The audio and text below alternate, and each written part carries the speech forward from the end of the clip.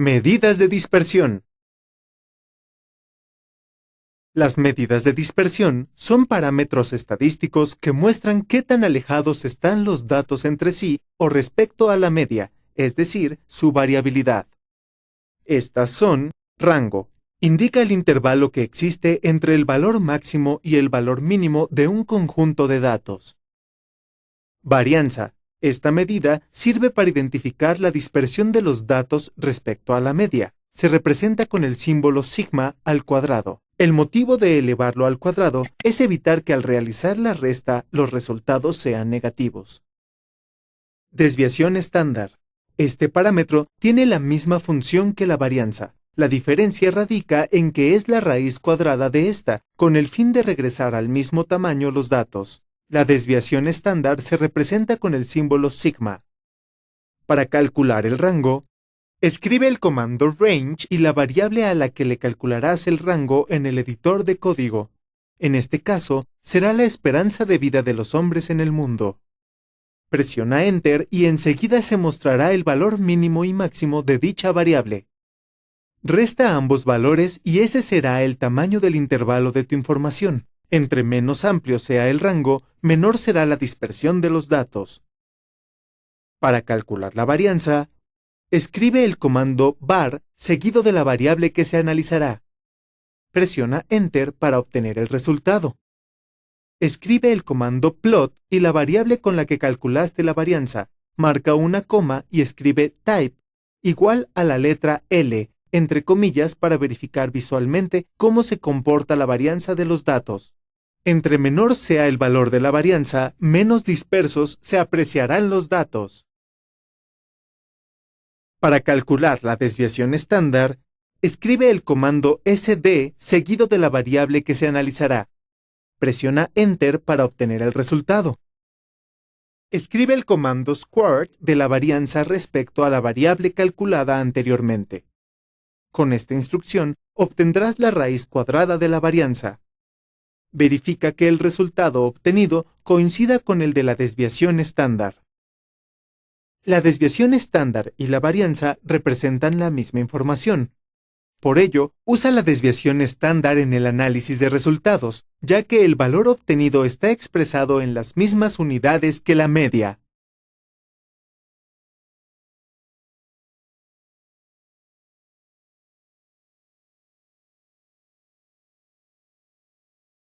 Distribución normal. La distribución normal es una función que muestra cómo se comportan los datos y qué tipo de pruebas son viables para realizar el proceso de modelado. La forma más común de identificar la distribución normal es en forma de campana. Para verificar si se cumple la normalidad de la información, realiza pruebas de bondad de ajuste. Para ello, instala el paquete llamado Nortest, de la misma manera que instalaste el paquete para las medidas de tendencia central.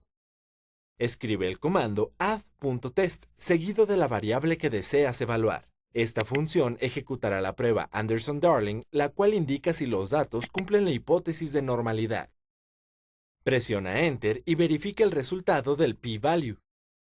Si este es menor que 0.05, se debe rechazar la hipótesis de que los valores se comportan como una distribución normal. Existen más pruebas que tienen el mismo objetivo.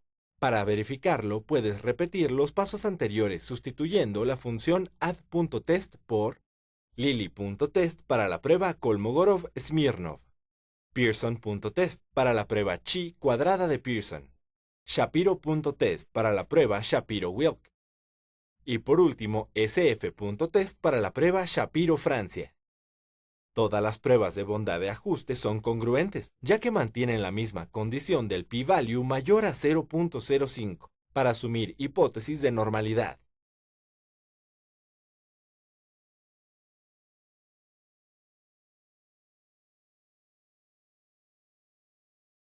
Técnicas de muestreo. Las técnicas de muestreo hacen más eficiente un proceso, en caso de que se maneje información demasiado pesada. Algunas técnicas de muestreo son: muestreo aleatorio simple sin repetición, muestreo aleatorio simple con repetición. Para realizar el primero, escribe el nombre de la variable que guardará parcialmente la muestra. En este ejemplo la llamaremos índices. Asigna a esta variable la función sample y delimita que corra de la primera hasta la última columna de la base de datos población. Indica que guarde en la variable 20 elementos o los que sean necesarios para tu muestra. Presiona Enter para terminar la instrucción. Puedes verificar que se haya ejecutado de manera correcta al escribir el nombre de la variable. Escribe el nombre de la variable que guardará finalmente la muestra. En este caso se llamará población.muestreado. Asigna a esta variable el índice que debe extraer de la base de datos población y presiona Enter para finalizar el comando. Para el segundo, repite los pasos anteriores, únicamente modifica la primera instrucción, agregando replace igual a true. Siempre verifica que la muestra sea correcta, ya que dependiendo el tamaño de tu base de datos y el tipo de muestreo que elijas, pueden repetirse los valores.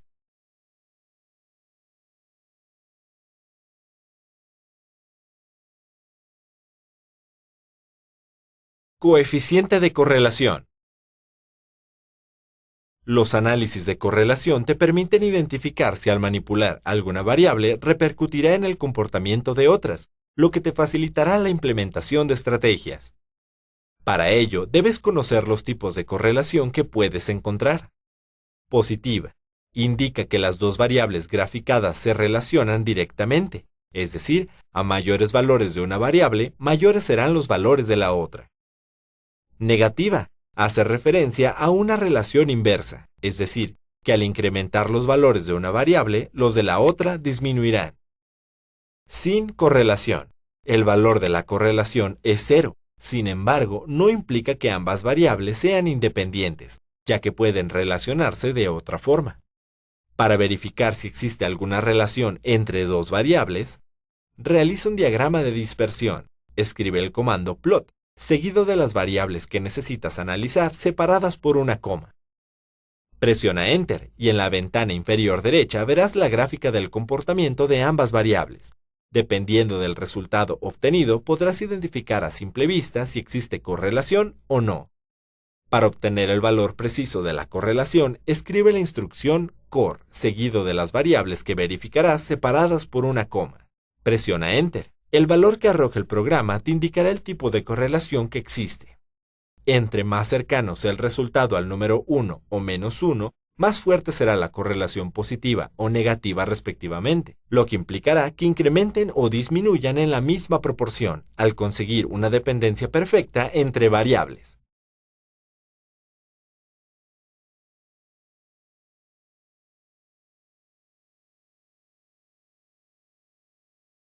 Algoritmo de clúster. El algoritmo de clúster se utiliza para clasificar objetos en grupos con características similares.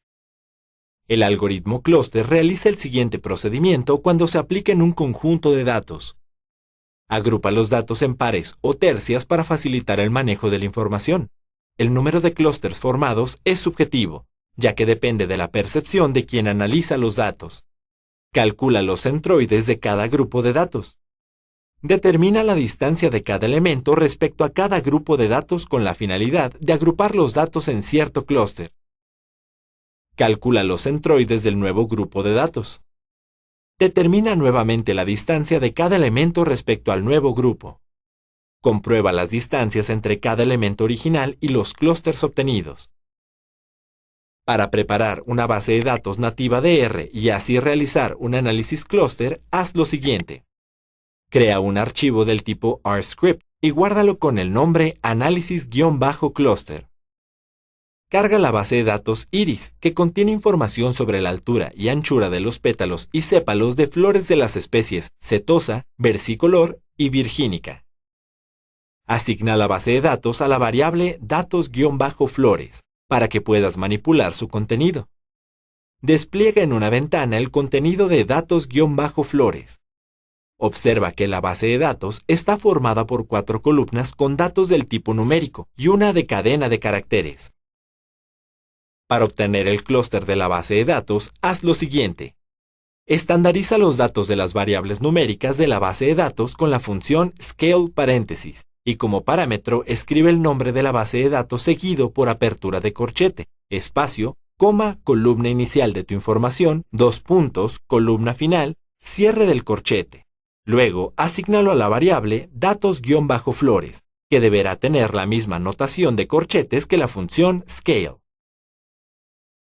Calcula la distancia euclidiana entre cada elemento de la base de datos con la función dist paréntesis, y como parámetro escribe el nombre de la base de datos seguido por apertura de corchete, espacio, coma, columna inicial de tu información, dos puntos, columna final, cierre del corchete.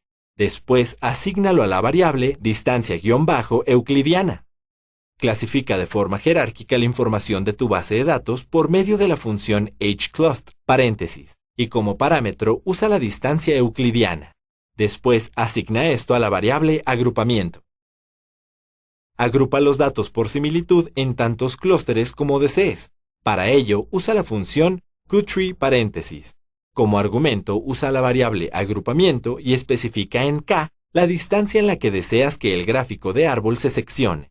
Luego, asigna esta expresión a la variable kgrupos. Para graficar el análisis de un clúster, haz lo siguiente. Dibuja un dendrograma. Con la función plot paréntesis y como argumento se escribe el nombre de la variable que almacena a hclust, las etiquetas del texto separadas de la coordenada 0 del eje horizontal, el tamaño del texto, las etiquetas con la información de la base de datos, el título del gráfico.